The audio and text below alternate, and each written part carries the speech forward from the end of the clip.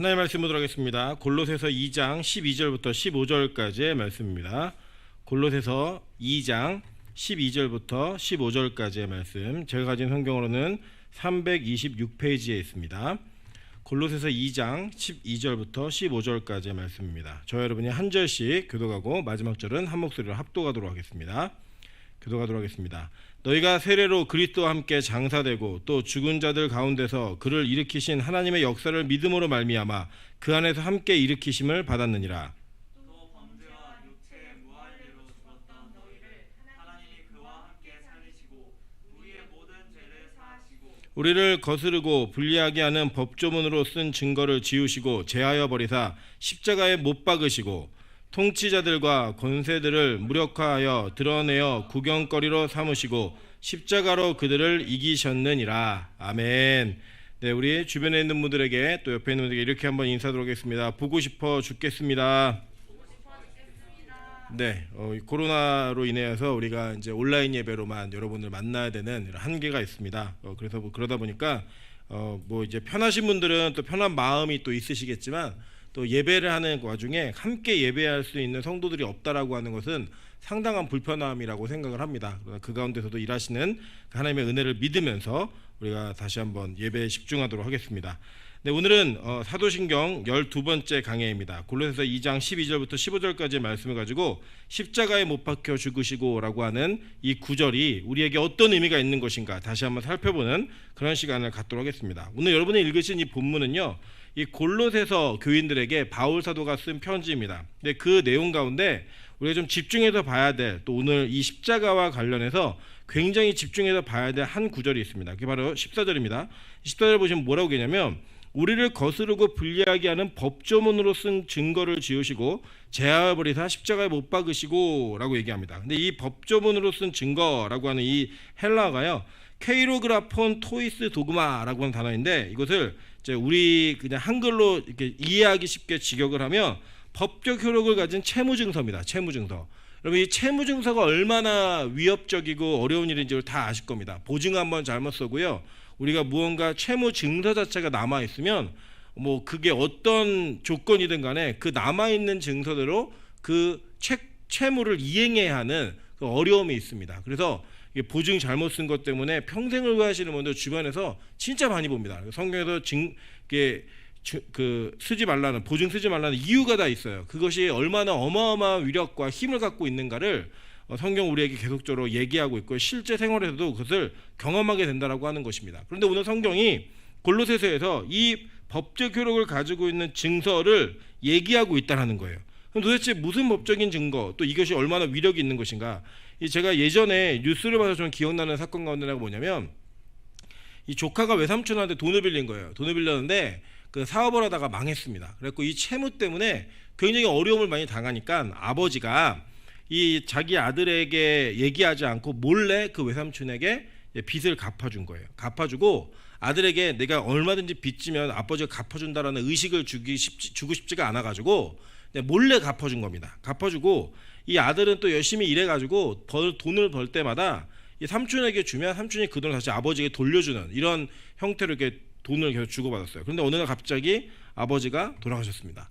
돌아가셨는데 이 삼촌이 좀 안 좋은 사람 같아요. 외삼촌이 굉장히 안 좋은 사람이어서 아버지가 돌아가시고 난 뒤에 이 내용을 아들이 모르니까 자기 조카에게 채무증서를 들이밀면서 계속 돈을 갚으라고 얘기한 거예요. 아버지의 유산을 가지고 채무증서를 갚아라. 근데 그 외삼촌의 누나가 이 내용을 다 알고 있었습니다. 다 알고 있어서 조카에게 얘기해줬고, 이 조카가 3년 동안 그 빚을 갚다가 3년 만에 알게 된 거예요. 알게 돼가지고 이 조카가 외삼촌을 17군데를 찔러서 죽이는 살인사건이 있었습니다.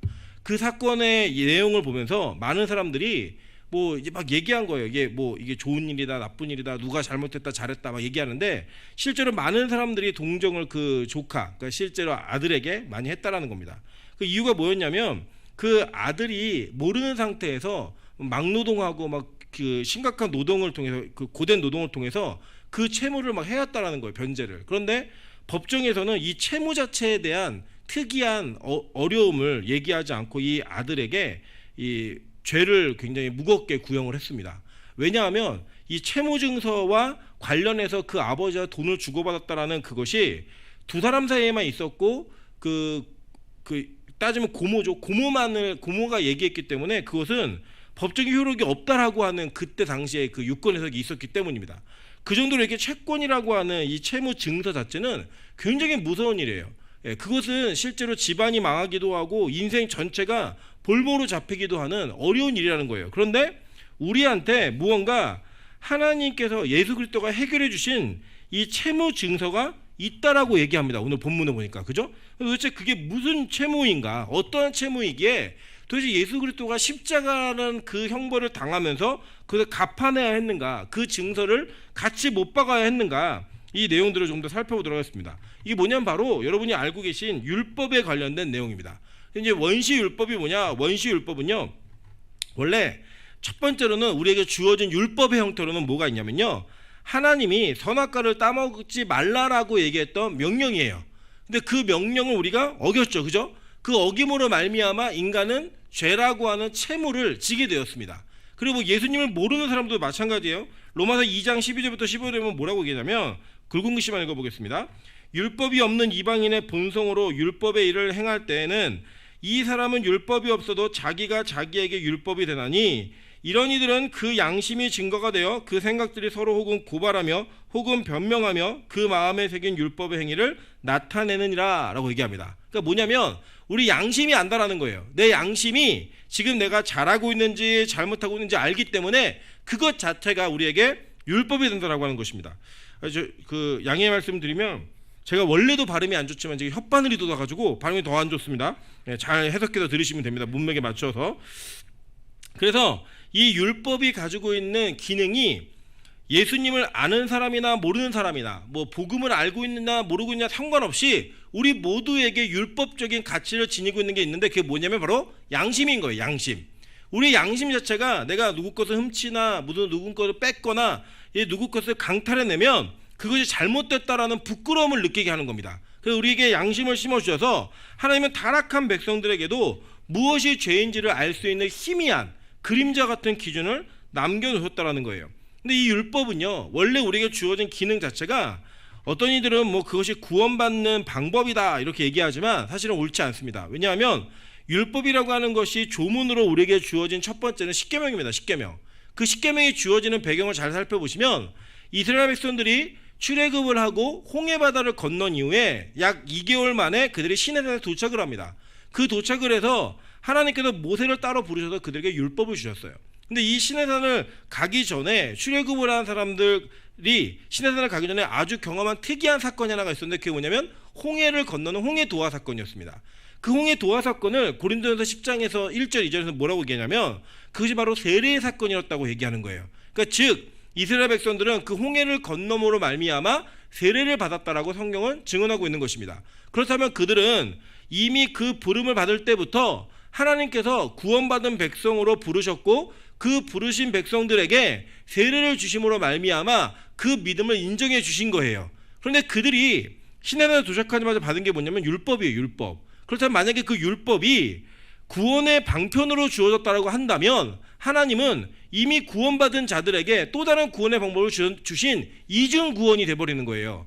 근데 실제로 그것을 잘 보시면 하나님은 그 구원받은 자들에게 삶의 원리로서 율법을 주셨지 구원받는 방편으로 주시지 않았다라는 겁니다.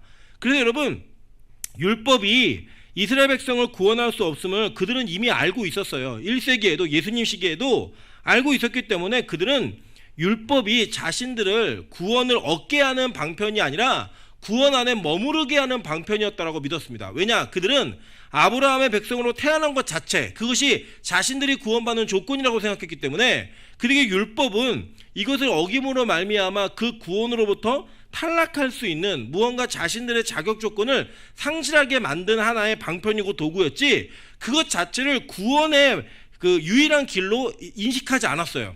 그럼에도 불구하고 이들이 많은 그리스도인들, 특별히 이방인들이 율법을 모르는 상태에서 예수를 먼저 듣고 그 예수를 믿은 사람들이 구원에 대한 고백을 하기 시작하면서 그들이 보니까 억울한 거예요. 왜냐? 자신들은 태어날 때부터 모세오경 외우고 율법의 조문들을 내려오는 613가지의 이것들을 다 지켜내면서 고통받고 막 산 거거든요. 근데 그 고통받고 산 것을 아무 대가 없이 예수 그리스도 인정하는 걸로 다 인정해 준다고 얘기하니까 너네 그렇게 해서만 해서는 구원받지 못해 라고 얘기하면서 율법이라고 하는 것을 그들에게 전달을 해줍니다. 놀랍게도요, 사람은 어떤 인식이 있냐면 무료로 무언가 얻은 거에 대한 미안한 마음이 있어요. 공짜로 주는 거야 그럼 되게 좋아하면서도 그 공짜로 받는 것에 너무 크잖아요.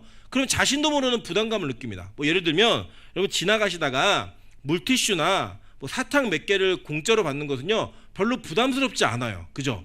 그런데 어느 날 지나가는데 어떤 사람이 여러분에게 1억을 줬다. 그냥 공짜로 1억을 준 거예요. 그럼 좋겠어요, 안 좋겠어요?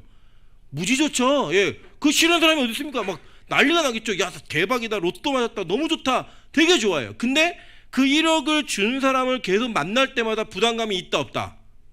있는 거예요. 그래서 형제들이 마음에 드는 자매들한테 자꾸 막 큰 선물을 해줄 때 마음에 안 들면 그 받으면 안 됩니다. 계속 받으면 나중에 굉장히 그 부담감이 생겨요. 막 그 형제가 막 차 사주는데 그냥 타고 다니고 집 사주는데 그냥 들어가 살고 이러다 보면은 같이 살아야 될 것 같은 부담감이 막 오는 거예요. 이거는 절대로 그냥 우리가 쉽게 떨쳐버릴 수 없는 큰 부담감이 생겨요. 그냥 이 구원이라고 하는 것을 얻고 나니까 얻은 사람들의 입장에서는 야, 우리가 영원히 사는 삶을 얻었고 영생을 얻었는데 내가 이걸 공짜로 얻었다니까 이게 굉장히 부담스러운 거예요. 그래서 하는 일이 뭐냐?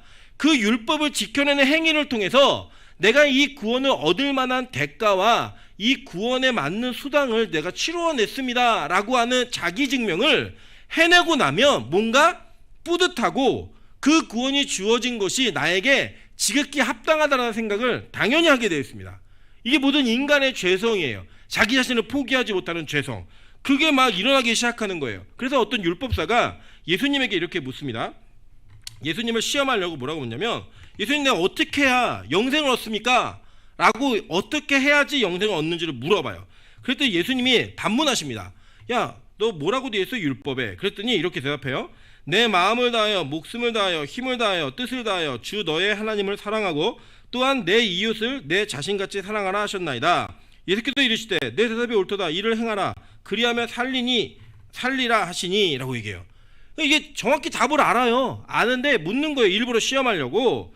예수님 어떻게 영생 얻습니까? 예수님이 너 어떻게 얻는다고 율법에 써 있어? 그랬더니 하나님 사랑하래요. 이웃 사랑하래요. 그러면 이 율법을 다 이룬 거나 마찬가지라고 예수님이 정리를 딱 해버리셨어요. 그래서 이 율법의 요약이 정리되어 있는 것, 이것을 하는 자들, 이것을 실행으로 옮기는 자들이 이 일을 할 수 있다는 거예요. 근데 예수님이 여기서 멈추지 않고요, 이 율법을 어떻게 하면 지킬 수 있는가를 계속 가르쳐 주는 거예요. 근데 여러분 잘 보세요. 율법의 기능이 뭐냐면 원래 애초에 율법은 우리에게 지키라고 준 게 아닙니다. 우리에게 지키라고 줬다면 여전히 저와 여러분은 율법을 지키는 삶을 쭉 살아가야 되는 거예요. 근데 우리는 그 율법 지킨다 못 지킨다? 못 지켜요. 여러분 그냥 이거는 목사가 됐든 누가 됐든 율법 못 지킵니다. 율법은 얼마나 무섭냐면 야고보서 2장 10절에 오는 간제는 없는데 2장 10절에 보면은 율법 하나를 어떤 걸 어기면 다른 모든 율법을 다 어기게 되는 거예요. 다. 그러니까 여러분이 평생을 잘 살다가도 마지막 순간에 율법 하나 어긴 것 때문에 모든 것을 다 어긴 자가 되는 거예요. 그러니까 원래 율법은 애초에 지킬 수 없는 법이었어요. 그 지킬 수 없는 법을 주시면서 하나님은 우리에게 뭘 요구하신 거냐면 그 율법으로 인해 너희가 하나님을 온전히 사랑하고 섬길 수 없는 자임을 인정하라는 거예요. 그걸 인정할 때 그 다음이 생긴다는 겁니다. 그 다음이 뭐냐? 바로 복음인 거예요. 복음. 그래서 성경은 이렇게 얘기합니다. 로마서 5장 20절에 보면 율법이 들어온 것은 범죄를 더하게 하려 함이라 그러나 죄가 더한 곳에 은혜가 더욱 넘쳤나니 라고 얘기해요. 자, 이게 뭐냐면 율법이 들어온 것은 이유가 목적이 뭐냐? 범죄를 더하게 하려 함이라 라고 얘기하는 거예요. 그러니까 원래 이런 겁니다. 원래 이게 죄인지 모르는 거예요. 이게 죄인지 몰랐는데 율법이 우리에게 주어지면서 아, 이게 죄구나 라는 걸 알게 된 거예요. 이게 죄구나 라는 걸 알게 되면서 그 죄라고 하는 것에 대한 인식이 우리에게 다가오는 거예요. 저희 아내가 이제 운전을 하는데 저희 아내랑 그래서 제가 매번 얘기를 해요. 야, 여기서 주행을 하다가 뒤에서 누군가 사진을 찍어서 이걸 얘기를 하면 이게 벌금 10만 원이야 라고 얘기를 해요. 근데 저희 아내가 그걸 계속 실수하는 거예요. 계속 거기서 주행을 해요. 근데 저희 예전에 섬기던 담임 목사님께서 거기서 주행을 하시다가 진짜 찍혔어요. 그리고 10만 원이 날라오니까 막 화를 내시는 교육자일 때 아니 나는 분명히 정속을 지켜서 갔는데 왜 이게 벌금 10만 원이냐 그러면서 화를 내시길래 제가 설명을 드렸어요. 목사님 1차선에서 주행을 하실 때 누군가 그걸 사진 찍어도 고발하면 10만 원 벌금 나온 게 맞습니다 라고 얘기했더니 인정을 안 하시는 거예요. 인정을. 그래서 제가 도로교통법을 갖다 댔습니다. 이거 보시면 죄예요. 그게 뭐냐면 그 순간에 인정하시는 거예요. 아, 내가 법을 보니까 이게 죄구나 라는 걸 인정하게 되는 거예요. 그래서 제가 그렇게 얘기합니다. 저희 아내한테 그래 그냥 그렇게 다니다가 차라리 한번 찍혀서 10만 원을 내. 그래야지만 이게 죄구나, 이게 잘못한 거구나, 이거 알게 되는 거예요. 마찬가지입니다. 원래 우리 인간은요, 태어날 때 뭐가 죄고 뭐가 율법이 이런 거 몰라요. 양심의 희미한 법만 있었던 거예요. 그런데 우리가 하나님을 알게 되고 성경이 우리에게 주어지고 율법이라고 하는 가치가 우리 안에 쑥 밀고 들어오기 시작하면요, 뭐가 생기냐면 내가 그동안 아무렇지 않게 했던 일들이, 내가 그동안 아무렇지 않게 했던 생각들이 죄라는 것을 인식하게 되는 거예요. 죄라는 것을. 여러분, 요새 제가 우리 교회 청년들에게 많이 듣는 이야기가 뭐냐면 그동안 예배를 많이 실패했다는 거예요. 자신들이. 예전에는 그냥 예배를 오는 것만으로도 자신들이 굉장히 대견했고 굉장히 자신들이 무언가 잘하고 있다는 생각이 있었는데, 자신이 진짜 예배를 드려보고 나니까 그동안 내가 얼마나 많은 예배를 실패해왔고 얼마나 많은 예배를 못 드렸었는지를 알겠다는 거예요. 이전엔 몰랐던 거예요. 이전에는 와서 졸든 늦게 오든 뭐 내가 준비되지 않은 마음으로 있든 뭐 정신이 딴 데가 있든 그냥 이 자리에 앉아있는 걸 예배라고 생각했고 시간을 보내는 것을 예배라고 생각했던 이 아이들에게 진짜 예배가 뭔지가 쑥 들어오고 기준이 들어오니까 그 기준으로부터 자신들이 아, 죄를 범했구나 라고 하는 생각이 들기 시작하다는 거예요. 우리 교육자도 그런 얘기 하더라고요. 이전에 드렸던 예배, 이 예배가 얼마나 헛된 예배를 드렸는지를 알겠대요, 이제. 근데 여러분, 저는 여기서 끝이 아니라고 생각합니다. 더 가면요, 우리가 얼마나 많은 잘못을 저지르는지 알아요. 어떻게 아느냐? 율법, 하나님의 법이 우리 안에 쑥 밀고 들어오면 이전에 아무렇지도 않았던 것들이 다 죄가 되는 거예요. 다. 그래서 그 죄로 말미암아 우리가 무엇을 깨닫게 되냐면, 아, 예수가 필요하구나, 나에게는 예수님 외에는 아무 소망이 없구나 라고 하는 것을 깨닫게 되는 것, 그게 성화입니다. 여러분, 우리가 성화의 개념을 자꾸 도덕적 윤리적으로 내가 깨끗하게, 넌 남 미워하지 않고 뭐 안 훔쳤고 뭐 이런 기준으로 자꾸 잡아가니까 마치 교회가 도덕과 윤리를 가르치는 곳이 되어졌는데요, 진짜 성화는 뭐냐면 내가 얼마나 내 힘과 뜻으로 무언가를 이룰 수 없는 존재인지를 확인하면서 그 확인이 될 때마다 예수를 더 의지해가는 마음과 그 의지하는 마음으로 내가 알지 못하게 짓고 내가 무의식 중에 짓는 죄들, 의식 중에 짓는 죄들과 다시 한번 대항해서 싸우는 힘을 얻어내는 것, 그게 성화인 거예요. 다른 게 성화가 아니라. 그래서 성경은 계속 얘기합니다. 갈라디아서 3장 21절에 보면 이렇게 얘기해요. 그러면 율법이 하나님의 약속들과 반대되는 것이냐? 결코 그럴 수 없느니라. 만일 능히 살게 하는 율법을 주셨더라면 의가 반드시 율법으로 말미암았으리라 라고 얘기하죠. 그죠? 그러니까 이게 뭐냐면 율법이 절대로 우리를 살게 할 수 없다라는 거예요. 그러니까 율법은 지켜서 살아라 라고 하는 법이 아니라 율법은 너네 보고 율법을 만진바되었을 때 죽어, 이거 죽는 걸 인정하라는 거예요. 죽는 걸 인정. 그렇게 인정했을 때 율법으로 말미암지 않은 의가 오는 거예요. 보세요. 그러나 성경의 모든 것을 죄 아래 가두었으니 이는 예수 그리스도를 믿음으로 말미암는 약속을 믿는 자들에게 주려 함이라. 믿음이 오기 전에 우리는 율법 아래 매인바 되고 계시될 믿음의 때까지 갇혔느니라. 이같이 율법이 우리를 그리스도께 인도하는 초등교사가 되어 우리로 하여금 믿음으로 말미암아 의롭다함을 얻게 하려 함이라. 믿음이 온 후로는 우리가 초등교사 아래에 있지 아니하도다 라고 얘기해요. 갈라디아 4장 1절부터 5절 보고 다시 한번 이 내용 설명할게요. 내가 또 말하노니 유업을 이을 자가 모든 것의 주인이나 어렸을 동안에는 종과 다름없어서 그 아버지가 정한 때까지 후견인과 청지기 아래에 있나니 이와 같이 우리도 어렸을 때에 이 세상의 초등학문 아래서 종노릇하였더니 때가 참에 하나님이 그 아들을 보내사 여자에게서 나게 하시고 율법 아래에 나게 하신 것을 율법 아래에 있는 자들을 속량하시고 우리로 아들의 명분을 얻게 하려 하심이라 라고 얘기합니다. 자, 여기서 이 초등교사라는 게 옛날 한글 개혁 성경에는 몽학 선생으로 되어 있죠. 근데 이것을 헬라어로 보시면요, 이 처음에 이 갈라디아서에 얘기하고 있는 초등교사는 파이다고고스라고 하는 단어입니다. 이게 후견자, 보호자, 가정교사예요. 그리고 이 갈라디아서 4장 1절부터 5절에 나와 있는 후견인이라는 에피트로포스라는 단어는 관리인, 후견인 이런 뜻이고, 청지기는 오이코노모스라는 뜻이에요. 이게 단어예요. 이게 뭐냐면 가정관리사, 집사. 이 집사라는 거는 교회 집사를 얘기하는 게 아니라 왜 그 배트맨 보시면 알프레도 있잖아요. 그런 집사, 이런 집사를 얘기하는 거예요. 그러니까 이게 뭐냐면 이 당시 어떤 역할이 있었냐면요, 로마 사회에서는 그 집안을 이어갈 때 때가 되면 성인식이 되었을 때 이 아이에게 뭔가 권한을 부여하고 이 아이에게 집안의 명예를 전수해주는 유산으로 남기는 그런 전통들이 있었습니다. 뭐 지금은 우리는 유산을 남긴다 그러면 이 돈을 얼마나 남기느냐 이런 걸 기준으로 삼지만 이 로마 시대 때만 해도 명예가 가장 중요했던 시대예요. 그 명예를 뭘 남기느냐 이게 되게 중요했습니다. 근데 그 명예라는 것은 그냥 생기는 게 아니라 그 아이가 자격 조건을 갖추었을 때 받을 수가 있는 거예요. 그래서 노예가 되었을지언정 굉장히 똑똑한 사람들을 자기 아들의 몽학선생, 초등교사로 세웠습니다. 그 세워가지고 한 일이 뭐였냐면요, 이 아이에게 많은 학문과 뭐 심지어는 뭐 전쟁이나 말타기, 뭐 그 남자성을 가르치기 위해 검투술, 뭐 헬라어, 뭐 이런 것들을 막 가르쳤어요. 가르치게 했습니다. 그 가르치게 하는데 이 초등교사가 어느 정도의 권한이 있냐면, 만약에 아이가 숙제를 안 해왔다, 체벌을 할 수 있는, 노예인데 주인의 아들을 때릴 수 있는 권한이 있었어요. 그러니까 지금 여러분 그 노예를 뭐 이게 미국 시대에 있었던 그 노예들, 그런 식으로 흑인 노예들로 이해하시면 안 되고, 그 집안을 세워가는 데 있어서 협력자의 관계, 클라이언트의 관계였어요. 이런 그런 주인과 클라이언트 관계여서 굉장히 이 존중받으면서 이 아이를 가르칩니다. 그래서 이 아이에게 이 노예, 그러니까 초등교사는 절대적인 사람이에요. 이 아이에게는. 그런데 이 아이가 성인이 되고 나면 어떤 일이 벌어지냐면, 그 집안의 아버지가 주는 명예와 권력과 모든 힘들을 다 물려받아요.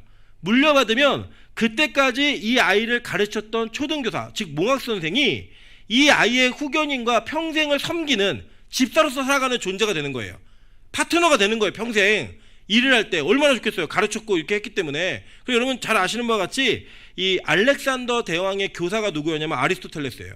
이 사람이 이게 학문을 가르치고 다 가르쳐준 거예요. 그 이 사람이 성인이 되었을 때, 아, 내가 아리스토텔레스 스승으로부터 배운 이 헬라 문명을 온 세계에 전해야겠다라고 하는 마음을 갖고 전쟁을 한 거예요. 동방이랑. 물론 아버지에 대한 복수도 여러 가지가 있었지만, 그런 식의 어떤 문화적인 것들을 영향을 받고 교육을 받고 사상의 모든 교육을 받은 게 바로 주는 게 누구였냐면 몽학선생이었어요. 초등교사.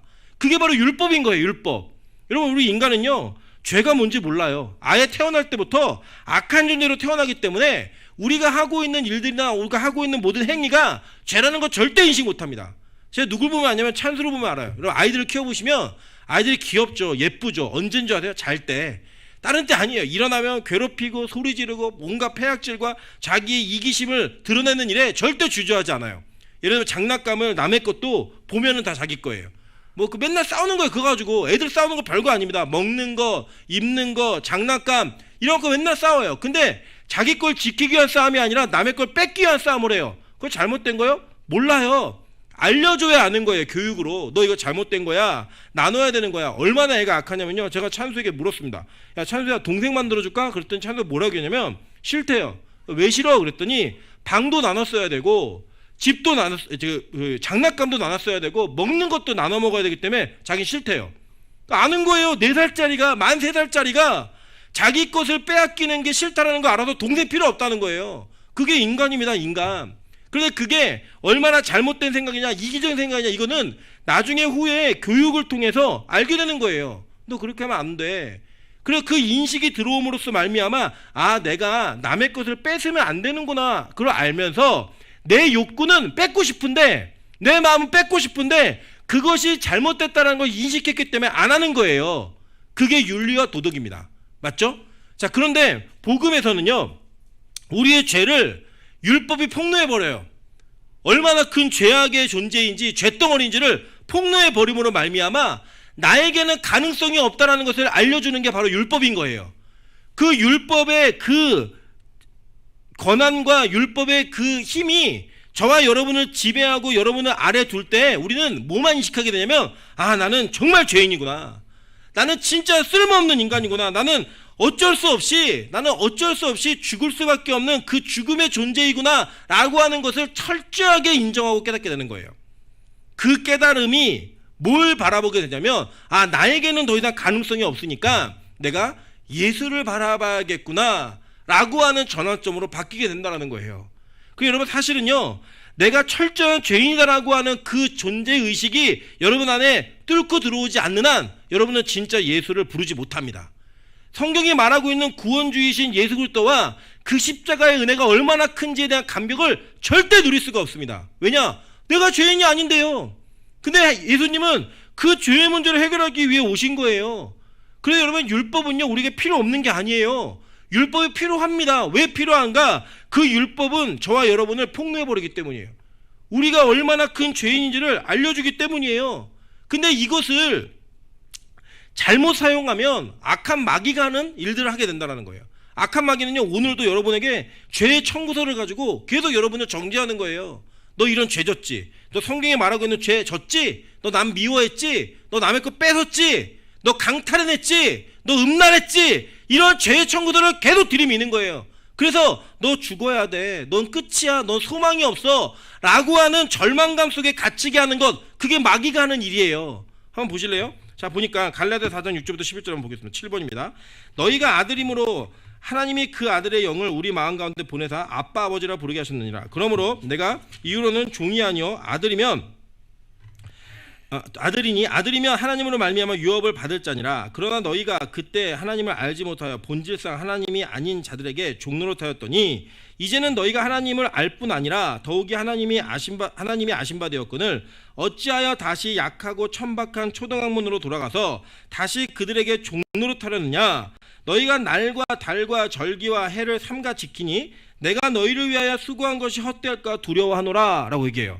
자, 여기 보니까 지금 어떤 일이 벌어졌냐면 복음을 들은 사람들이 다시 날과 달과 절기와 해를 지키는 것에 자기의 신앙의 근본과 자기가 이것을 지켜야지만 죄를 짓지 않는다라고 하는 자기의 교만과 자기의 의를 세우기 시작한 거예요. 근데 여러분, 이게 뭐냐면요, 이런 거 알량한 거 몇 가지 성취하고 나면요 내가 진짜 괜찮은 사람인 것처럼 느껴지는 거예요. 내가 진짜 괜찮은 인간인 것처럼 느껴지는 겁니다. 예를 들어 이런 거예요.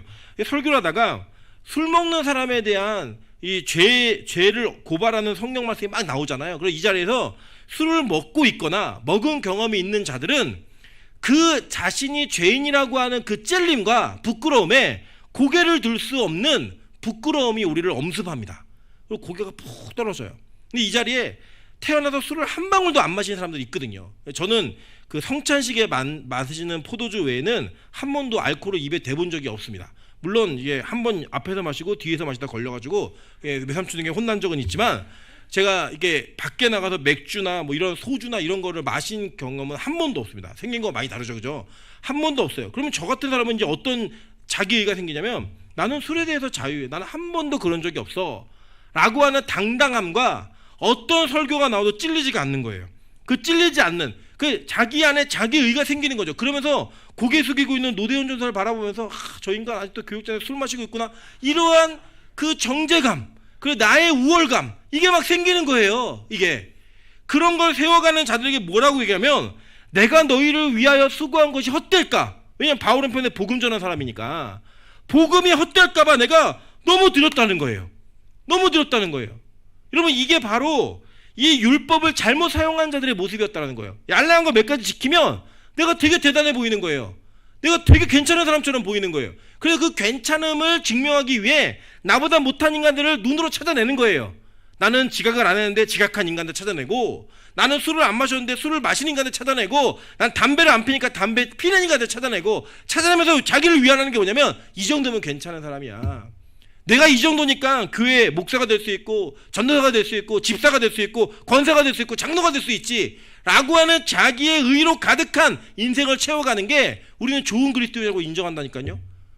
교회에서 그런 일들을 안 들키고 안 행하는 분들을 바라보면서, 야, 저분 참 대단하다 라고 하는 그 생각 속에 나도 저렇게 돼야지 라고 하는 마음으로 서로를 세워가고 서로 인정해주고 있는 거예요. 그래서 제가 우리 그 교육자로 이런 얘기했어요. 저는 우리 교회 자매들 진짜 많이 걱정된다고.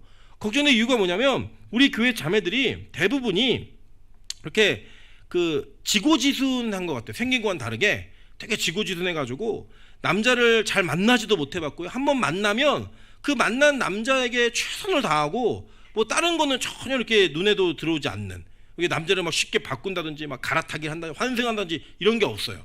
한 번도 연애 안 해본 사람도 많고, 이런 자매들이 있으니까 만약에 이런 공동체에 10번을 헤어지고 온 자매가 오잖아요. 그러면 이 자매는 세상 2번, 3번 죽일 십자가에 못 박을 자매가 되는 거예요. 왜냐? 자기는 한 번도 못 해봤는데 10번이나 만났어? 나는 한 번도 못 해봤는데?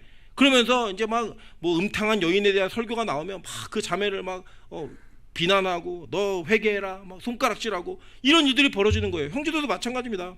형제들 가운데 술 한 번 안 마시고 담배 한 번 안 펴고 이런 형제들이 혹시 있다면 그 형제들은 그렇게 사는 사람들을 바라보면서 자꾸 정죄하는 거예요. 나 안 하는데 너 했어? 에이 너 쓰레기. 이렇게 얘기하는 거예요. 그게 바로 자기의 의를 세워가는 이 율법을 지켰다라는 자기의 자긍심과 자기의 의 때문에 상대를 비하하고 정죄하면서 자기의 의를 세우는 자들, 그게 누구였어요? 율법을 잘못 사용한 바리새인들이었던 거예요. 오늘 성경은 이렇게 얘기합니다. 골로새 2장 6절부터 8절을 보니까 그러므로 너희가 그리스도 예수를 주로 받았으니 그 안에서 행하되 그 안에서 뿌리를 박으며 세움을 받아 교훈받은 대로 믿음에 굳게 서서 감사함을 넘치게 하라. 누가 철학과 헛된 속임수로 너희를 사로잡을까 주의하라. 이것은 사람의 전통과 세상의 초등학문을 따름이요 그리스도를 따름이 아니니라. 얘기해 주는 거예요. 무언가 교회의 전통을 자꾸 세우고 교회가 가지고 있는 기준들을 세우고 이것들을 자꾸 얘기해 주면서 이걸 따르라는 거예요. 이걸 하면 좋은 그리스도인, 이거 하면 괜찮은 그리스도인라고 하는 그러한 기준들을 자꾸 정해서 내 자신과 남들을 자꾸 판단하고 정죄합니다. 근데 이게 얼마나 힘들게 되냐면 계속 보세요. 골로새서 2장 20절부터 23절입니다. 너희가 세상의 초등학문에서 그리스도와 함께 죽었거든 어찌하여 세상에 사는 것과 같이 규례에 순종하느냐. 곧 붙잡지도 말고 맛보지도 말고 만지지도 말라 하는 것이니 이 모든 것은 한때 쓰이고는 없어지리라. 사람의 명령과 가르침을 따르느냐. 이런 자들은 자의적 숭배와 겸손과 몸을 괴롭게 하는 데는 지혜 있는 모양이나, 그러니까 뭐냐면 자기 자신이 무언가를 만들어내고 그게 자신이든 뭐든 간에 자의적인 숭배 그리고 의도, 자기가 꾸며낸 겸손, 이런 겸손은 몸을 괴롭게 하는 데는 지혜가 있는 모양이라는 거예요. 그러니까 몸을 괴롭게 하는 데는 그것만한 게 없어. 네 스스로 숭배할 대상을 만들고 너를 숭배자로 만들어. 그리고 너 겸손을 가장하고 보이는 것에 집중해. 그러면 너 그것만큼 너 몸을 괴롭게 하는 게 없다? 얘기하는 거예요 지금. 그러면서 오직 육체의 타락, 육체는 헬라어로 사르쿠스라는 단어인데 육체의 타락한 본성, 육체를 따르는 것을 금하는 데에는 조금 더 유익이 없느니라. 이게 뭐냐면 육체에 따르는 것, 그러니까 우리의 죄성을 따라서 우리 죄성을 만족시키는 것을 행하는 데에는 그러한 기준들을 세우는 게 아무 유익이 없다라고 얘기하는 거예요. 무슨 말인지 이해되세요? 인간은 뭐냐면 자꾸 어떤 기준들을 세워가지고 이거 하고 안 하고 뭐 이거 괜찮아, 이거는 하면 되고 이건 안 되고 이런 기준을 세워가지고 그걸 지키는 거 자꾸 노력한다는 거예요. 자기 스스로. 그걸 지키고 나면 그것이 진짜로 육체의 욕망, 그것을 만족시키는 것을 제어하는 것이 아니라 그것을 오히려 더 금하지 못하고 유익이 하나도 없다라고 얘기하는 거예요. 뭐냐면 이런 거예요. 내가 술을 마시고 싶은데 안 마셔야 된다라는 기준이 있는 거예요, 교회에. 그러니까 그걸 안 마시는 거를 억지로 시켜내는 거예요, 자꾸. 그걸 참고 자꾸 막 누르잖아요. 그리고 이게 스프링, 용수철처럼 우리의 죄성은 움츠리고 있다가 어느 순간 빵 터지는 거예요.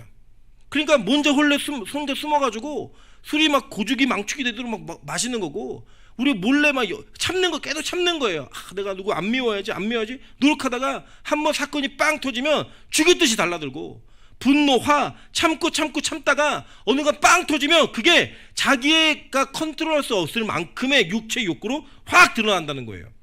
근데 우리는 그것을 지키고 기준을 세우는 자들이 믿음 좋다라고 얘기하는 거예요. 스스로도 내가 몇 개월을 참았어, 내가 몇 년을 참았어 라고 하는 그런 마음과 생각으로 남들이 참지 못하는 자들을 비난하고 조롱하는데, 참는 것은 끊어진 게 아닙니다. 이 끊어진 것은요 오직 예수 그리스도 안에서만 가능하다라는 거예요. 심지어는요 성경이 말하는 죄가 아닌 문제들까지도 우리는 자기 스스로의 기준을 만들어서 그 기준을 가지고 남도 정죄하고 자신도 정죄하는 거예요. 여러분, 이렇게 정죄하는 일은요 누가 하는 일이냐면 마귀 새끼가 하는 사역입니다. 보세요.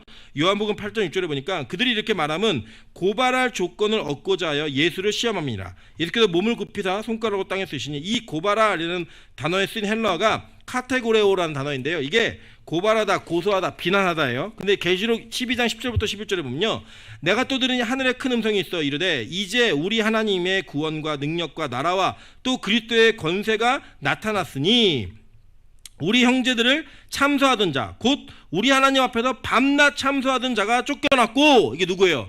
마귀. 그때 쓰는 단어가 헬라어로 카타고레요. 똑같은 단어예요. 고발하다, 고소하다, 비난하다. 고발하다, 고소하다, 비난하다. 이게 언제요? 밤낮 참소하던 자. 마귀가 저와 여러분을 밤낮 참소하는 거예요. 밤낮 고발하는 거예요. 하나님, 제 오늘 아침에 일어나자마자 일어나자마자 남을 미워했어요. 일어나자마자 사회를 욕하고 다 욕했어요. 일어나자마자 뭐 죄 졌어요. 또 일어나자마자 고기 꺼먹었어요. 뭐 돼지처럼 고기 꺼먹었어요. 막 이런 얘기하면서 우리 맨날 고발하는 거예요. 오늘 누구 미워했어요. 뭐 훔쳤어요. 예, 음란물 봤어요. 이러면서 계속 우리를 고발하는 거예요. 고발. 그게 마귀의 사역이에요. 여러분, 마귀는요, 여러분의 일거수일투 다 지켜보고 있습니다. 다 지켜보면서 여러분의 24시간 평생을 항상 고발하는 존재로 살아가는 거예요. 하나님 보세요. 저게 무슨 구원받은 인간이에요. 저게 무슨 예수 믿는 인간이고, 저게 무슨 목사고 전도사고, 저게 무슨 성도예요. 그런 거 없어요. 저 인간 아주 더러운 인간이에요. 저 인간 지옥에 가는 게 마땅한 인간이에요. 라고 하는 법조문에 쓰여진 청구서를 우리에게 계속 들이미는 거예요. 그 채무가 지금 저 여러분에게 있는 겁니다. 마귀의 청구서가 매번 나오는 거예요. 매번. 돈을 내라고 카드값이 올 때마다 우리 힘들잖아요. 그 힘든 카드값이 여러분 3달을 밀리고 4달을 밀려보세요. 처음에는 고객님 입금이 되지 않았습니다. 나중에는요, 야, 너 돈 안 갚을래? 뭐 별의별 욕설과 모욕과, 뭐 이제 욕설은 지금 못하죠. 모욕과 수치심을 안겨주는 일들을 계속해요. 전적으로 피곤하게. 근데 그걸 누가 하고 있냐면 마귀가 여러분의 죄의 청구서를 가지고 죽음으로 갚아내라고 계속 얘기하고 있는 거예요. 여러분, 예수님이 왜 이 땅에 오셔서 십자가를 지셨는지 아십니까? 그 죽음의 청구서를 무력화하기 위해서 이 땅에 오신 거예요. 골로새 2장 14절부터 15절입니다. 아까 우리가 오늘 읽은 본문인데요. 우리를 거스르고 불리하게 하는 법조문으로 쓴 증서, 이 청구서예요. 청구서. 그 청구서를 지우시고 제하여 버리사 십자가에 못 박으시고, 이게 예수님의 십자가가 하는 일이라는 거예요. 십자가가. 그러니까 여러분, 사도신경을 고백할 때 십자가에 못 박혀 죽으시고 라는 그 고백은 여러분의 모든 죄의 빚을 다 갚으신, 그걸 없애버리신 그 예수 그리스도의 능력, 그거를 믿는 믿음으로 고백해야 되는 거예요. 감격으로. 여러분 생각해 보세요. 여러분에게 3억의 빚이 있는데 그 빚 때문에 맨날 빚쟁이한테 전화 오고 그 빚 때문에 인생이 편치 않았을 때 누군가 나타나서 내가 그 빚 다 갚아줄게요. 그 여러분 그 빚을 주는 채권을 받아다가 여러분 본 앞에서 다 찢어버렸어요. 그래 여러분 그분 볼 때마다 감격이 있겠어요, 없겠어요? 있죠. 저는요 결혼 전에 빚이 있었습니다. 빚이 있었는데 저희 아내가 결혼하고 3개월째 되는 날 빚이 얼마야? 얼마야? 얘기했더니 내가 이거 반 갚아줄게. 이거 갚아줬어요. 그래서 저는 그 이후로 저희 아내를 제2의 주님이라고 부릅니다. 예. 저의 인생을 구원해 줬기 때문에. 제 능력으로 갚을 수 없는 돈이에요. 제 힘으로 이자 내는 것도 버거운 돈인데 저희 아내가 아무 조건 없이 반을 갚아줬어요. 그거 하나만으로 저는 저희 아내가 저에게는 구원자예요. 이게 이제 좀 과장해서예요. 뭐 이단이라 또 그러지 마세요. 예. 정말 큰 은인이에요. 예. 여러분 세상에 사실 뭐 여러분의 기준에 얼마 되지도 않는 돈이지만 제가 그때 힘들었던 돈이에요. 예. 그런데 그거 하나 갚아준 것도 너무 감사한 거예요. 여러분 여러분의 평생의 죄의 청구서인 죽음이라고 하는, 사망이라고 하는, 지옥이라고 하는 그 청구서의 대가를 하나님 예수 그리스도가 대신 죽음으로 갚아내신 거예요. 그리고 그거 없다라고 얘기한 거예요. 여러분 옛날에 우리 사극 보시면 노비 문서 갖고 탈출하잖아요. 그 노비 문서 하나 가지고는 힘이 있기 때문에 그 노비 문서를 태우고 그 노비 문서 없애서 자기의 신분을 다시 이렇게 새롭게 만들어 가지고 살아가는 데다가 막 잡히고 쫓아다니고 추노 막 그런 거 아니에요? 잡으러 다니고 그런 인생을 살아야 했던 불안한 우리의 인생, 그런 불안한 인생을 한 번에 갚아주는 거예요. 내가 살게. 그 노예 얼마야? 내가 살게. 사가지고 그 보는 앞에서 그 노예 문서를 찢어버리는 거예요. 죄의 청구를 찢어버리는 거예요. 찢어버리면서 이거 없는 거야 이제 땡. 여러분의 과거와 현재와 미래의 모든 죄악이 이렇게 해결된다고요. 그게 십자가인 겁니다. 근데 그 십자가를 보면서 감격이 없다? 이상한 거죠. 보세요. 그 뒤에 15절 보시면, 그러니까 12번이에요. 골로새 2장 15절 보시면 뭐라고 했냐면 통치자들과 권세들을 무력화하여 드러내어 구경거리로 삼으시고 십자가로 그들을 이기셨느니라 라고 십자가가 나와요. 근데 여기서 보면은 이 무력화하다라는 단어가요, 헬라어는요 아페크디오마이라는 단어인데 이게 무장에 대하다 빼앗다예요. 빼앗다예요. 빼앗아 온 거예요. 권세 다 빼앗아 와가지고 드러내어 구경거리를 삼았다. 이게 그 헬라어로는 데잉마티조라는 단어인데 이거 예로 삼다. 어떤 예를 들어줄게. 예로 삼는데 수치감을 주는 예로 삼는 거예요. 이게 표준부 세번역은 아주 번역이 잘 돼 있어요. 제가 읽어드릴게요. 하나님께서는 우리에게 불리한 조문들이 들어있는 빈문서를 지워버리시고 그것을 십자가에 못 박으셔서 우리 가운데서 제거해 버리셨습니다. 그리고 모든 통치자들과 권세자들을 무장해제시키고 그들을 그리스도의 개선 행진의 포로로 내세우셔서 무사람의 구경거리로 삼으셨습니다. 이게 무슨 말인지 아시겠죠? 우리를 죄천고하고 이 세상의 권세와 힘을 가지고 있던 악한 마귀의 세력과 그들을 섬기고 따르던 자들을 다 이겨버리시고 무장해제 시켜버리시고 십자가에서 죽으시고 그 죽으심에서 부활하심으로 말미암아 완전한 승리를 통해 그것들을 다 개선행진의 포로로 세워가지고 쭉 가는 거예요. 여러분, 개선행진은요, 로마 시대에 어떻게 했냐면요, 4마리의 흰 말이 끌고 있는 마차에 타고요, 그 마차를 처음에 장군이 타고 들어가는 거예요. 그리고 그 뒤로 그 전쟁할 때 수행했던 전쟁 군인들이 다 들어갑니다. 그리고 마지막에 누가 섰냐면 그 지역에서 전쟁을 이기고 나서 잡아온 그 포로들을 끌고 들어가요. 그러면서 그들에게 수치와 모욕을 줍니다. 포로들은 여러분 그냥 끌려 들어가는 게 아니에요. 온몸이 나체로 돼가지고요, 그들이 온갖 조롱과 수치와 모욕을 다 받는 거예요. 그럼 받으면서 제일 앞에 있는 영광의 모습과 그 수치의 모습을 더 비교하면서 영광이 더 빛나게 만드는 그런 개선행진, 그런 행진이 로마 시대에 있었어요. 그게 이 헬라어로 쓰였던 단어들이에요. 예수님께 그렇게 하신 거예요. 저 여러분의 죄를, 그 죄의 권세자들을 무장해제 시켜버리고 그들을 포로로 만들어서 끌고 다니시는 거예요. 그래서요, 고린도서 15장 55절부터 57절 이렇게 합니다.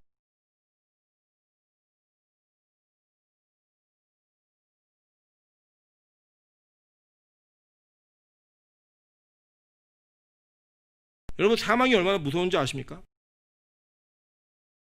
이렇게 무서워요? 여러분, 코로나 우리나라에서 치사율이요 1.37%밖에 안 됩니다. 우리나라에서 치사율이. 근데 왜 이렇게 무서워요? 혹시 죽을까봐. 아니에요? 혹시 죽을까봐예요. 그 병에 걸린 이후에 치료를 받지 못해 죽을까봐 두려워요. 다 두려워하는 이 세태 속에서 여러분, 그 죽을까봐, 1.37%의 죽을까봐라고 하는 그 확률이 여러분을 두렵게 해요. 근데 여러분, 제가 정확히 알려드릴게요. 여러분, 반드시 죽습니다. 시간만 알지 못할 뿐 우리 다 반드시 죽습니다. 우리는 반드시 지옥에 갈 수밖에 없는 백성들이에요. 근데 그 가운데서 그 사망의 권세와 두려움을 이겨낸 자들, 즉 우리의 그 청구서가, 우리의 법적으로는 채무증서가 십자가에 못 박혀서 다 찢겨버리고 없어져 버렸다는 것을 믿는 자들이 선언하는 거예요. 사망아, 너의 쏘는 것이 어디 있느냐. 오늘 율법이 우리의 그 쏘임을 당하게 만드는 거였어요. 근데 그걸 조롱하는 거예요. 너 쏘는 것이 어딨니? 그 죄의 권능 율법 그 어딨니? 우린 예수 그리스도를 말미암아 승리를 얻었어. 그 죄와 사망으로부터 이겨낸 자들이야 라고 하는 확신을 갖는 거예요. 이해되세요? 그게 바로 복음이에요. 그 복음입니다. 성경에도 우리에게 이렇게 얘기해요. 갈라디아서 2장 21절에 보면 내가 하나님의 은혜를 패하지 아니하노니 만일 의롭게 되는 것이 율법으로 말미암으면 그리스도께서 헛되이 죽으셨느니라. 여러분, 근데 이거를요 지금 하고 있다니까. 여러분이 다 뭐 하지 말아야지, 나 뭐 안 했으니까 괜찮은 거지, 이런 식으로 계속 우리 자신의 욕구와 욕망이 내가 가리고 참고 있고 꾹 누르고 있으면서 그게 마치 내가 깨끗하게 된 인간처럼, 내가 괜찮은 사람처럼, 나의 의가 있는 것처럼 자랑하는 거예요. 자랑. 제가 여러분 율법주의인지 아닌지 제가 알려드릴게요. 확인하는 방법이 있습니다. 첫째는요, 이런 거예요. 혹시 구약의 율법에 매여 계십니까? 뭐 아니라고 얘기하시겠죠? 네, 아니라고 좀 믿어요. 골로새서 2장 16절부터 17절에 보면 이렇게 얘기합니다. 그러므로 먹고 마시는 것과 절기나 초하루나 안식일을 이유로 누구든지 너희를 비판하지 못하게 하라. 이것들은 장래일의 그림자이나 몸은 그리스도의 것이니라. 몸이 있어야 그림자가 있잖아요. 그러니까 이 모든 것들 지켜왔던 것들이 다 그림자라는 거예요. 근데 너네 몸을 만났으니까 이제 그 그림자 거기 매이지 마. 지킬 필요 없어. 매이지 마. 걱정하지 마. 라고 얘기하는 거예요. 그래서 여러분, 우리 뭐 6월절 이런 거 안 지키는 거예요. 이거만 없었으면 우리 그거 지켜야 돼요. 여전히. 그거 안 지키는 거예요. 여러분, 그런 거 지키지 않으시죠? 여러분, 율법 자유하신 분들이에요. 자, 두 번째입니다. 100% 여러분 구원이 하나님으로부터 왔다고 믿으십니까? 여러분의 노력과 의지는 1%도 없고 0.0001%도 없이 100%도 하나님의 은혜다라고 여러분 인정하십니까? 보세요. 에베소서 2장 8절부터 9절입니다. 너희는 그 은혜에 의하여 믿음으로 말미암아 구원을 받았으니 이것은 너희에게서 난 것이 아니요 하나님의 선물이라. 누구든지 행위에서 난 것이 아니니 이는 누구든지 자랑하지 못하게 함이라. 여러분의 행위가 아무것도 없는 거예요. 자랑할 게 없는 거예요. 뭐 매일 예배 드리는 거, 뭐 우리 교회가 뭐 그거 왜 하냐? 사명이니까 하는 거예요. 그냥 사명이니까. 여러분, 군대 가면요 아무 이유 없이 어떤 사람은 운전을 하고요, 아무 이유 없이 어떤 사람은 뭐 청소를 하고요. 아무 이유 없이 어떤 사람은 음식을 만들고요. 아무 이유 없이 그냥 정해지는 대로 각자에 맞는 보직이 생겨요. 그리고 똑같이 그냥 하는 거예요. 그거 더 한다고 이 돈을 더 주거나 뭐 그거 한다고 더 명예를 드높여 이렇게 안 해요. 이유 없이 하는 거예요. 만약 여러분이 하나님의 은혜 가운데 매일 예배를 드리는 예배자로 부름을 받았으면 매일 예배 드리는 거예요. 안 드리는 교회가 뭐 좋건 나쁘고 이런 얘기 할 필요 없이 우리 사명이니까 그거 드리는 거예요. 그냥 하는 거라고요. 내가 그냥 반주하는 은사가 있어서 섬기게 하셨으면 야 저것들은 반주도 안 하고 뭐 한대? 뭐 그런 걸 얘기해요. 그냥 아무 이유 없는 거야. 하나님 나를 그렇게 부르신 거예요. 그냥 하는 거예요. 그냥 마찬가지예요. 뭐 설교하는 사람들이 야 우리 교수님들 왜 이렇게 성경을 몰라? 아니에요. 그냥 우리는 부르신 거예요. 그냥 그 부르심에 합당한 그 길을 밟게 하신 그것도 하나님이 하신 은혜예요. 그 은혜로 말미암아 그것을 가르치는 일을 하기 위해서는 우리 먼저 부르셨을 뿐이에요. 그래서 하는 거예요. 그냥 이걸 더 열심히 하면 내가 이 교회에서 더 영향력이 있고 그런 거 없어요. 복음이 아예 그런 걸 다 거절하고 있다고요. 그냥 우리는 아무것도 자랑하지 못하게 해요. 구원에 있어서 아무 여러분 기여한 바가 없어요. 기여율 제로. 오로지 구원은 누구로부터? 하나님으로부터 오는 믿음의 선물이에요. 그 선물이기 때문에 그냥 우리 자랑할 게 없는 거예요. 자, 여기까지는 여러분 좀 괜찮으셨죠? 내가 아직 율법주의 아닌 것 같다. 이제부터 좀 어렵습니다. 마음이. 마태복음 7장 1절부터 5절이요. 비판을 받지 아니하려거든 비판하지 말라. 너희가 비판하는 그 비판으로 너희가 비판을 받을 것이요 너희가 헤아리는 그 헤아림으로 너희가 헤아림을 받을 것이니라. 어찌하여 형제의 눈 속에 있는 티는 보고 내 눈 속에 있는 들보는 깨닫지 못하느냐. 보라 내가 내 눈 속에 들보가 있는데 어찌하여 형제에게 말하기를 나로 내 눈 속에 있는 티를 빼게 하라 하겠느냐. 외식하는 자여 먼저 내 눈 속에서 들보를 빼어라. 그 후에야 밝히 보고 형제의 눈 속에서 티를 빼리라. 그러니까 그냥 비판하지 말래요. 비판받지 아니하고 싶거든. 근데 우리가 어떻게 하는지 아세요? 이런 거예요. 제 경험을 얘기할게요. 저는 그 신학생 때, 저 총각 때까지도 그랬던 것 같아요. 총각 때까지 사역자들이 어느 교회를 가면서 야, 이 교회 뭐 사례가 적다. 뭐 이 교회에 뭐 얼마를 준다더라. 조건이 어떻다더라. 뭐 이런 걸 따지면서 옮기는 친구들이 있었어요. 저는 걔네들을 다 뭐라고 불렀냐면 사꾼이라고 불렀습니다. 거짓 선지자, 사꾼 이렇게 불렀어요. 그렇게 불렀다고요. 그냥 왜? 저는 그렇게 하지 않았기 때문에 한 번도. 그런데 어느 날 저에게 아내가 생기고 아이가 생기고 저의 삶을 유지해야 될 것들이 생기고 나니까요. 제 안에 적어도 이 정도는 받아야 마이너스가 아닌데 라고 하는 마음에 요만큼 해줬으면 좋겠다라는 기대감이 생기더라고요. 요거 밑으로는 안 돼 라고 하는 기준이 생겨요. 그때 알았어요. 제가 사꾼이라는 걸. 그런데 저는 그 전에 제가 그 속성과 그럴 가능성이 제 안에 충분히 있음에도 불구하고 제가 어떤 인간인지를 인식을 못하니까 나보다 못하다고 생각하는 인간들을 사꾼이라고 얘기하면서 정죄하고 그들을 조롱했어요. 비난했어요. 비판했어요. 그랬더니요. 제가 이걸 생각하고 있으니까 마귀가 저를 비난해요. 마귀가 저를 조롱해요. 제가 그들에게 쏟아 부은 것만큼 그대로를 돌려받더라고요. 양심의 소리가 있으니까 악한 마귀가 저를 매일 청구서를 내놓고 정죄하니까 제가 그렇게 했던 것만큼 그 누군가를 비난하고 누군가를 내가 그렇지 않았다라는 우월감 때문에 말씀을 의지해서가 아니라 내가 그러지 않았다는 우월감 때문에 그들을 비판했던 그 내용들이 저에게 고스란히 돌아오더라고요. 고스란히. 저 그때 알았어요. 아, 난 똑같은 인간이었구나. 다만 나는 아직 그것을 찾을 만한 시기가 아니었기 때문에 내가 그들보다 죄를 늦게 지었을 뿐이지 똑같은 인간이었구나 라는 걸 알게 된 거예요. 그들은요 이런 얘기 안 해요. 아니 안 하는 게 아니고 못 하겠어요. 왜냐하면 제가 죄인이라는 걸 아니까. 마찬가지예요. 여러분 지금 혹시 여러분 안에 나는 이런데 쟤는 이래, 나는 이랬는데 저 인간은 저래 라고 하는 여러분 안에 비판과 여러분 안에 남을 조롱하거나 비난하는 마음이 있으십니까? 제가 말씀드릴게요. 여러분 율법주의자예요. 철저한 바리새인이에요. 여기서 많이 힘드셨죠? 더 힘든 거 알려드릴게요. 마태복음 18장 21절부터 35절까지입니다. 이거는 뭐 줄거리로 설명할게요. 다 아시는 비유니까. 이게 뭐냐면 예수님이 이렇게 얘기한 거예요. 가만히 계신데 베드로가 나왔고 예수님, 내가 남을 용서할 때요, 내가 70번 할게요. 라고 얘기하니까 칭찬받을 줄 알았어요.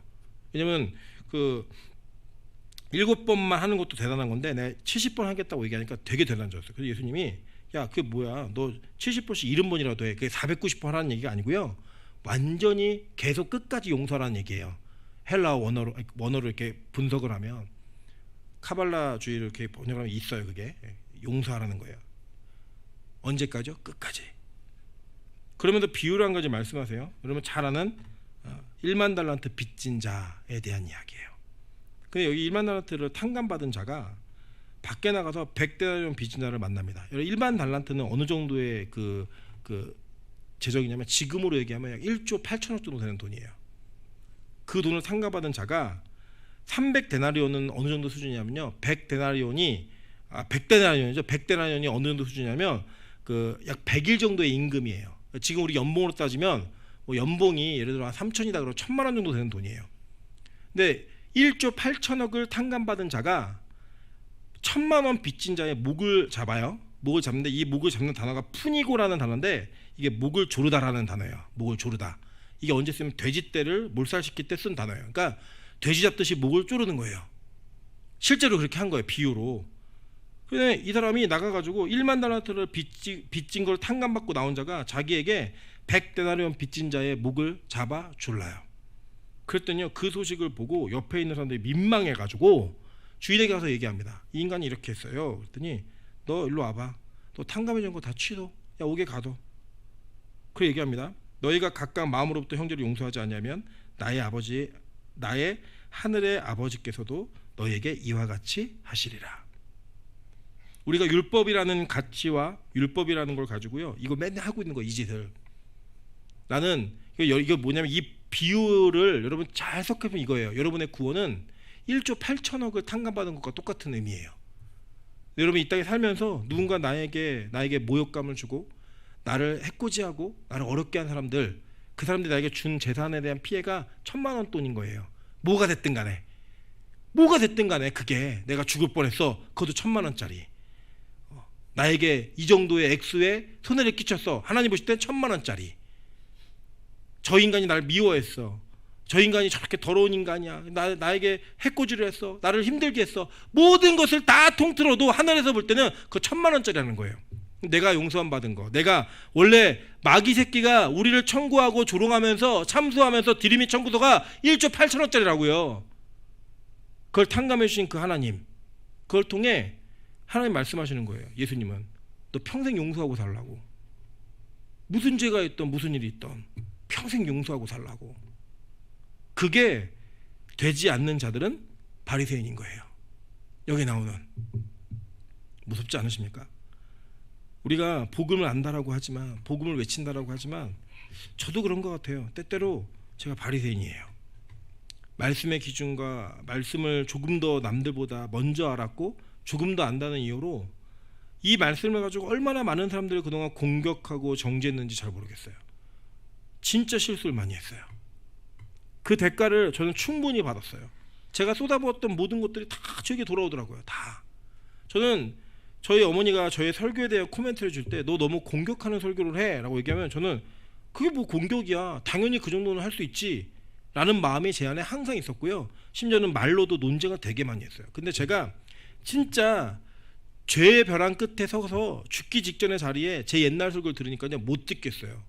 이유가 뭐냐? 너무 힘들어요. 힘든 게 뭐냐면 소망이 없고 그 설교는 저의 영혼을 죽이고 박살내는 설교예요. 너무 힘들었어요 그게. 그래서 저는 그 이후로요, 누군가에게 그 죄를 이야기하기 전에 그 죄를 지은 사람이 얼마나 힘들었을까를 먼저 생각을 해봐요. 그 고난이 있었던 사람이 얼마나 괴로웠을까를 먼저 생각을 해요. 제가 아는 목사님이 목회를 잘하셔서 교인이 500명 될 때까지 담배를 못 끊으셨어요. 몰래 담배를 피셨어요. 근데 그 형님이 선교사예요. 선교지에 형님한테 놀러 갔다가 담배를 피다 걸렸어요. 형님이 딱 한마디 했어요. 너 그동안 참 많이 힘들었겠구나. 너 어떻게 목사 그럴 수 있어? 이게 아니고요, 딱 한마디. 너 그동안 참 힘들었겠구나. 그거 숨기느냐고. 그 죄 못 견디고 몰래 숨어서 죄 짓고 그것 때문에 죄책감 느끼고 사냐고. 너 참 힘들었겠구나. 목사님이 그 말 한마디에 그 죄를 끊으셨다고 얘기를 해요. 여러분 우리 교회가 그래야 되지 않겠습니까? 지금 코로나로 인해서 한국 교회가 진짜 분열이 되어 있고요. 교회 안에서 교회끼리 진영에 맞추어서 서로를 비난하고 비판하고 공격하는 일들이 계속 이루어지고 있습니다. 제가 한번 고민해봤어요. 왜 저분들이 저러실까? 왜 교회가 미안하다는 얘기를 못하고 자꾸 저렇게 변명하고 핑계대고 그럴까? 그래서 제가 그분들의 인생에 대해서 그렇게 살아볼 수는 없지만 한번 고민해봤더니 그분들 중에 전쟁을 겪은 분들이 있고요. 공산당원들에게 자기의 형제나 자매나 부모가 죽임을 당한 거 눈으로 봤고요. 자기 집 터전을 잃었고 모든 것들에 대한 어려움들을 가지고 이 땅에 와서 정착해서 늘 오랫동안 힘들게 살았던 분들이 참 많아요. 그러니까 그분들의 입장에서는 어떤 명분이 되었건 간에 뭐 공산주의 이런 것과 연결된 조금이라도 요소만 있으면 알러지 반응이 있는 거예요. 내 형제가 죽었으니까, 내 부모가 그것 때문에 죽었고, 우리 그걸 이용하는 사람들 정말 나쁜 사람들이지만 왜 저러실까? 왜 저 정도의 판단력도 없으실까? 라는 고민할 때 그 이용하는 사람 진짜 나쁜 사람들이에요. 근데 그분들 입장에 생각해보니까 그게 아니에요. 아, 기도해드려야 될 대상이구나. 하나님 그 상처를 치유해달라고, 한국교회가 다시 이런 사태를 통해 복음으로 돌아올 수 있는 길을 좀 열고 그분들을 다시 맞이할 수 있는 준비를 할 수 있게 해달라고 기도해야겠구나. 신천지도 마찬가지예요. 우리 그렇게 많이 욕했잖아요. 욕했는데 돌아보니까 얼마나 교회에서 말씀을 안 가르쳐주면 그런 데 가서 배우고 싶어라도 했을까. 성경 얼마나 알고 싶었으면 잘못된 거라도 배워서 그거라도 먹고 배를 채우고 싶었을까. 그 갈급함을 채우고 싶었을까. 우리는 그들을 비판하기 전에 교회가 얼마나 잘못한 줄 한번 고민해봐야 된다고 생각합니다. 이제 마찬가지입니다. 여러분 이후로요, 여러분 안에 십자가를 기억하실 때 그 십자가를 지으신 예수 그리스도가 여러분의 어떤 죄의 청구서를 해결하셨는지를 다시 한번 기억하십시오. 그걸 기억하신다면 내가 함부로 손가락질했던 거, 함부로 말했던 거, 함부로 비판했던 거, 비난했던 거, 나 스스로를 그 죄로부터 탕감받지 못한 자라고 내 스스로를 쥐어짜고 내 스스로 열등감과 정죄감에 사로잡혀 있었던 거, 그거 다 하나님 앞에 회개해야 될 문제예요. 바리새인은요, 남에게만 피해 주는 게 아니에요. 자기에게 가장 큰 피해를 줍니다. 그 기준이 자기를 죽이니까, 자기를 찌르니까. 우리 빛가서 공교회 여러분들이, 모든 분들이 이 십자가를 고백할 때마다 아, 내가 1조 8천억을 탕감받은 자이구나. 내가 1조 8천억을 탕감받은 자이구나.